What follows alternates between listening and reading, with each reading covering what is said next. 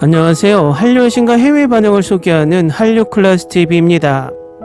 오늘은 무속주술과 일본 괴담, 한국 스릴러 파묘 흥행 성공이란 제목의 대만 언론의 기사와 파묘를 관람한 최신 대만 관람자 반응까지 살펴보겠습니다.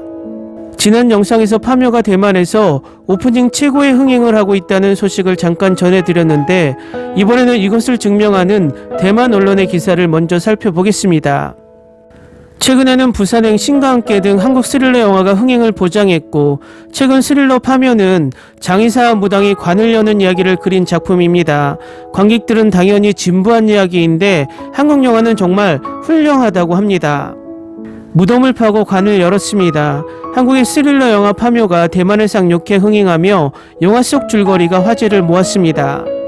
영화 파묘 속 대사에 "거기서 뭔가 아주 사악한 것이 튀어나온 것 같아요 라고 전하고 있습니다.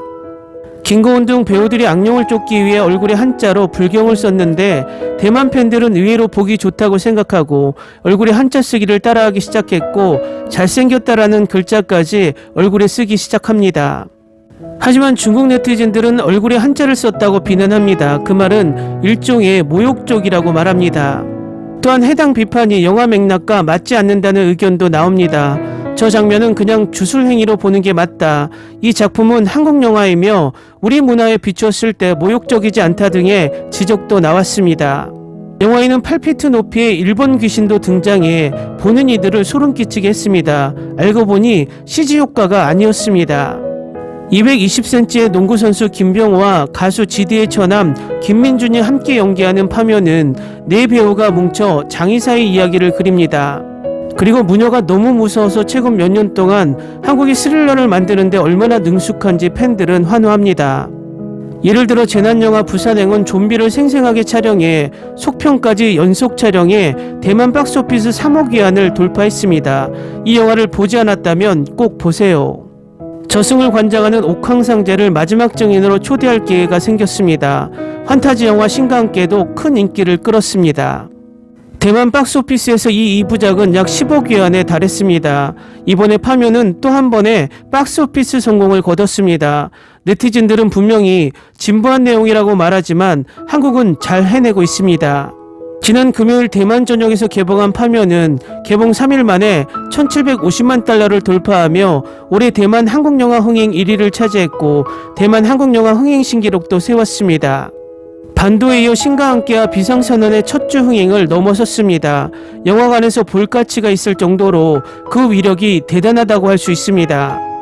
파묘는 대만에서 높은 박스오피스를 달성했을 뿐만 아니라 개봉 14일 만에 인도네시아 관객 140만 명을 돌파하며 인도네시아 영화 역사상 한국 영화 최고 흥행 1위에 등극하는 등 좋은 평가가 계속되며 관객들을 매료시키고 있습니다.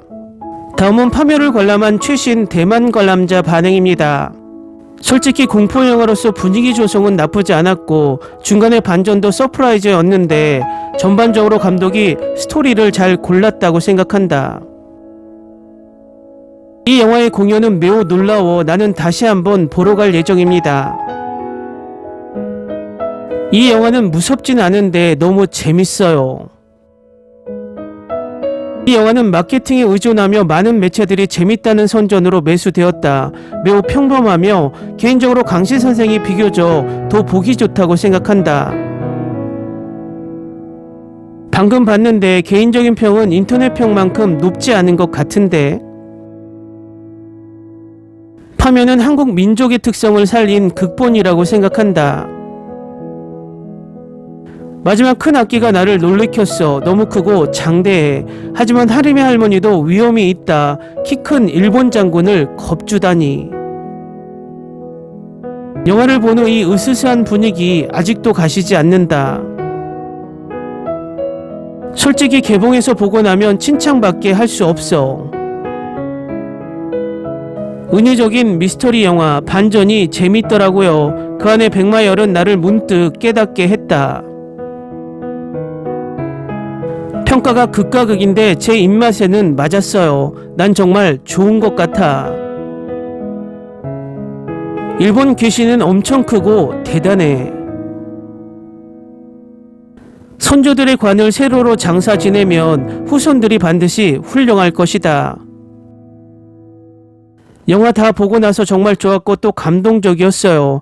사무라이 부분에서 팔중탑을 보고 독경을 하다가 불덩이가 돼서 하늘로 올라가는 게 너무 예술적이었던 것 같아요. 좀비 아저씨와 악의 혼합체.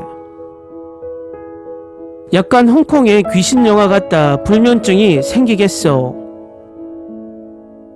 전반부는 선조의 풍수 문제를 다루고 있었는데 후반부는 뒤이어 파생된 문제를 다루고 있는 것이다. 선조들은 폐한 풍수를 감추고 있는 일본인들로 변해 있었다.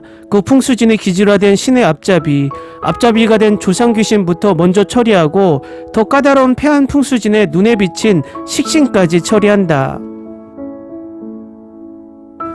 최근 동북아시아의 항일 영화가 크게 나오는 것을 보면 앞으로 일본에서 거액의 빚이 무작위로 쌓일 것이라는 등의 의견이 나오고 있다.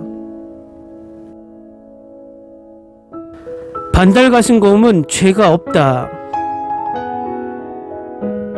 홍콩에는 볼 곳이 없습니다. 빨리 상영되었으면 좋겠습니다. 박신의 집안이 관을 열지 않고 화장하는 데는 무슨 까닭이 있을까? 영화에는 딱히 소개가 안 된 것 같아. 고모도 사실 어떤 비밀도 말하지 않는다.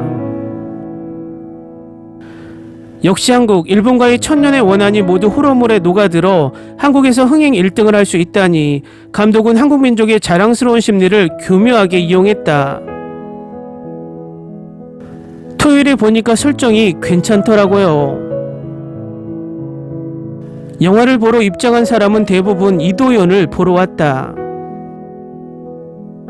샤머니즘 스토리를 잘 풀어내서 사람을 깊이 생각하게 하는 영화입니다.